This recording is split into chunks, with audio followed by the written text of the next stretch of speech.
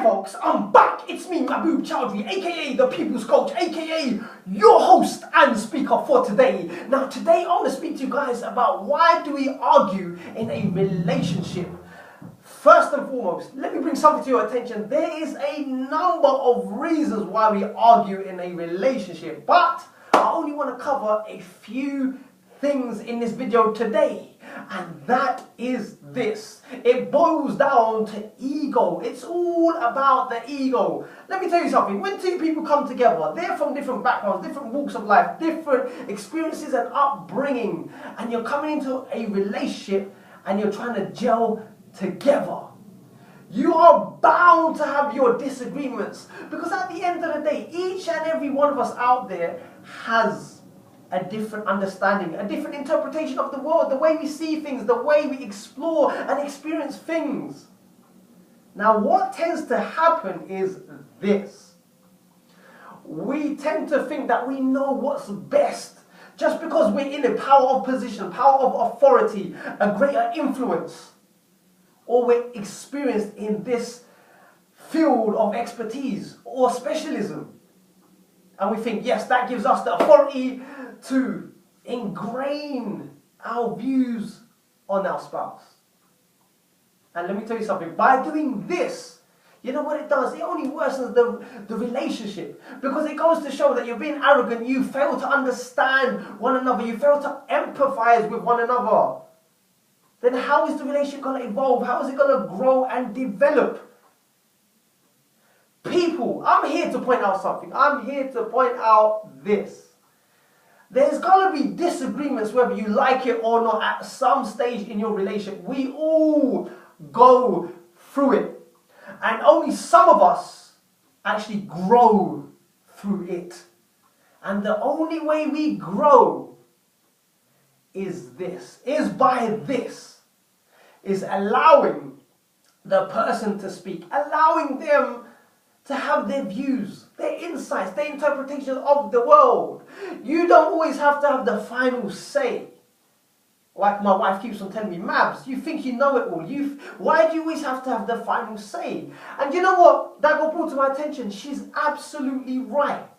Sometimes it's just about backing off, allowing the person to speak and allowing them to have their own views. There's nothing wrong with that at all. That's just their own experiences. That is just their own understanding at that point and present time in their life. Their understandings will always change because of the circumstances and situations that they will encounter day by day, moment by moment, throughout the rest of their life. They will see things differently. People are always changing. People are always going to see the world in a different way because they get exposed to different things that come in front of them. The view that you hold today will be much different years down the line because of the experience that you picked up. And there are some who will hold the same old views that do not change their mentality in that particular area. But they're so broad-minded in different other areas and aspects of their life. So people, we are always changing. I'll tell you what. Let me leave one point with you guys. Let's learn to agree to disagree. You have your way, I have my way, you have your say, and I have my say. We don't have to dictate one another and say you're wrong and I'm right. It doesn't always have to be like that. Your spouse has a view. Fine. And let them have that view. Let them even hold on to that view. You don't have to manipulate them. You don't have to seduce them. You don't even have to challenge their views each and every time. Allow them to think in that way. In fact, why don't you try and understand them? Why don't you try and understand where they're coming from? Because when both spouses are able to do that with one another, then surely at that point the relationship grows, it flourishes.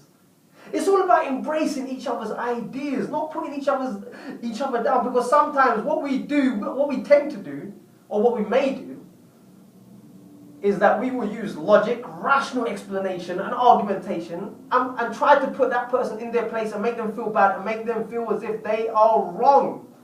I'll tell you what that does. Even if you're alright, it makes them feel like crap. It makes them feel stupid. It makes them feel belittled. Now, do you think that person would like to be in a relationship with you? You keep on doing this over and over again, I'll tell you what, there's going to be bitter resentment until you actually change your ways. Allow them to explore their ideas, even if it is wrong. Because when something is wrong, as long as you don't judge them, they will come back to you. They will come to you for help and aid and support. Because they know, you know what, I'm not going to get criticized, I'm not going to get ridiculed, and I'm not going to be told I'm always wrong. You're going to be a source of their reassurance for them. So be careful what you say and how you go about it. And this also applies in relationships just generally, whether it be with sibling and spouse, or whether it be with your work colleagues, your nearest loved ones, or your social gatherings of interactions with friends and who you meet along the way each and every day. People, I hope that's been insightful. Keep tuning in for more up-and-coming materials. Until then, take care, stay strong, stay focused, and always live to learn to empower and inspire the lives of many, as well as yourself. Bye for now.